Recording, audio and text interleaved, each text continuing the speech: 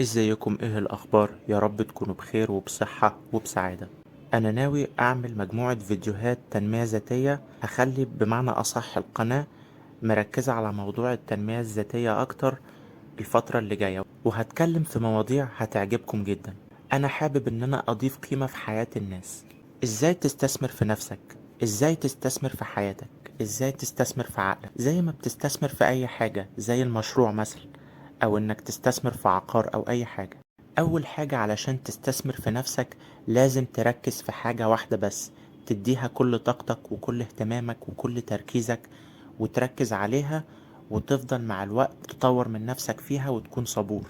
لان ناس كتير بتقعد تنقل من حاجة لحاجة لحاجة، بتشتت نفسها، وبكده ما بتنجحش في اي حاجة، وبتتكون عندها عقلية انها تستثمر بس ايه لمدة قصيرة. والاستثمار لمدة قصيرة مش حلو، ما بينفعش. عشان تكون انسان ناجح لازم تركز في حاجة واحدة بس، تتعلم مهارات تفيدك دايما في الحاجة اللي انت شغال فيها، سواء مشروع معين انت شغال عليه، سواء ان انت شغال في الفيديو اديتنج، او شغال مثلا جرافيك ديزاينر، او شغال في البرمجة، او انت بتلعب رياضة معينة مثلا.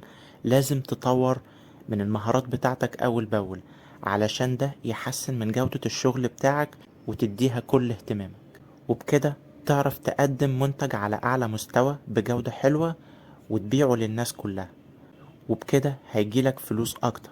لازم تتعلم كمان المهارات الناعمة. المهارات الناعمة زي انك ازاي تهزر مع الناس، ازاي تتعامل معاهم حلو، عشان انت لو عندك مشروع بتتعامل فيه مع زباين، ازاي تعرف تتكلم معاهم وتصاحبهم وتهزر معاهم، وبكده تكسب برضو فلوس اكتر. خلي بالك، لان في فكرة في دماغك ممكن تمنع عنك النجاح. تخيل، فكرة واحدة بس ممكن تمنع عنك النجاح.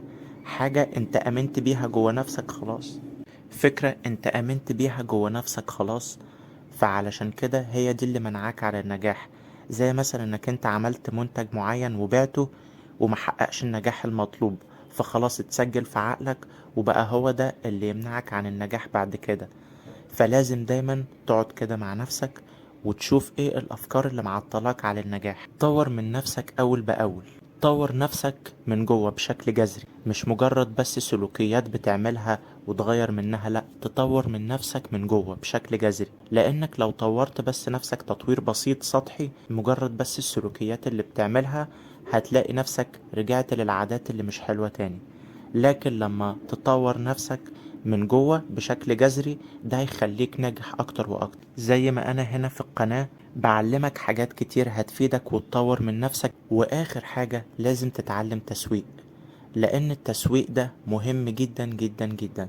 سواء ان انت عندك قناة على اليوتيوب، او مبرمج، او عندك مشروع معين، او ايا كان، لازم تعرف ازاي تعمل ماركتينج او تسويق.